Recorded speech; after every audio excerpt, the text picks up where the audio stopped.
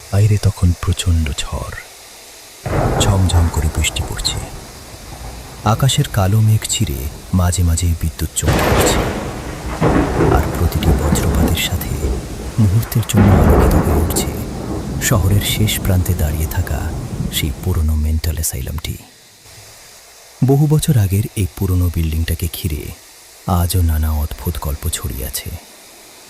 কেউ বলে গভীর রাতে ফাঁকা করিডোরে অচেনা পায়ের শব্দ শোনা যায়।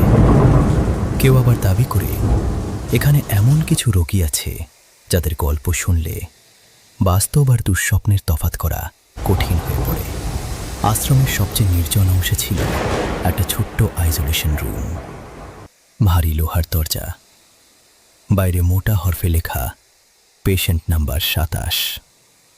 আরাব দরজার ওপাশে একটা পুরনো লোহার চেয়ারে মাথা নিচু করে বসেছিল আরব। এলোমেলো চুল তার মুখের অর্ধেকটা ঢেকে রেখেছে, চোখ দুটো একদম নিস্তেজ।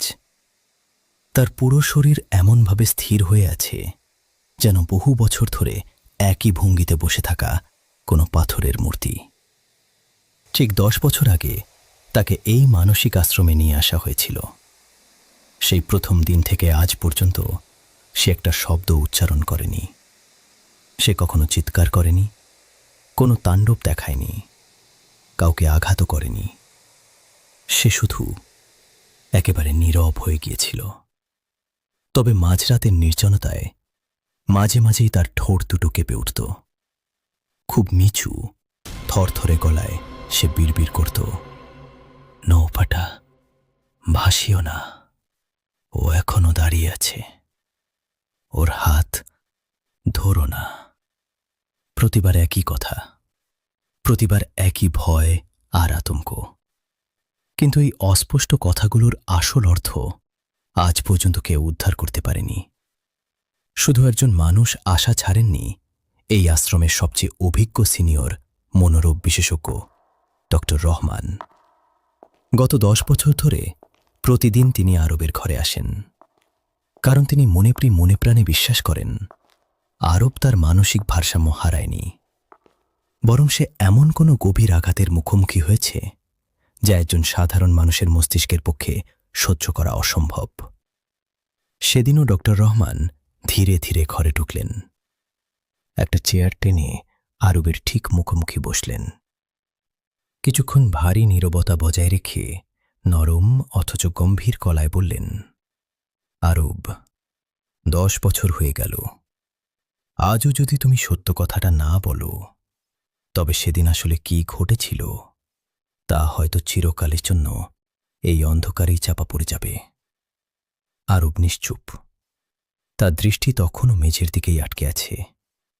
ডক্টর রহমান একটু ঝুঁকে সহানুভূতির সাথে বললেন, আমি তোমাকে বিচার করতে আসিনি আরব, আমি শুধু জানতে চাই সেই বৃষ্টি ভেজা বিকেলে ঠিক কি ঘটেছিল।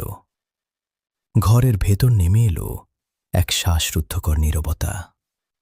হঠাৎ আরবের ডান হাতটা সামান্য কেঁপে উঠল। তার সাদা হয়ে যাওয়া আঙুলগুলো ধীরে ধীরে শক্ত মুঠো হয়ে গেল।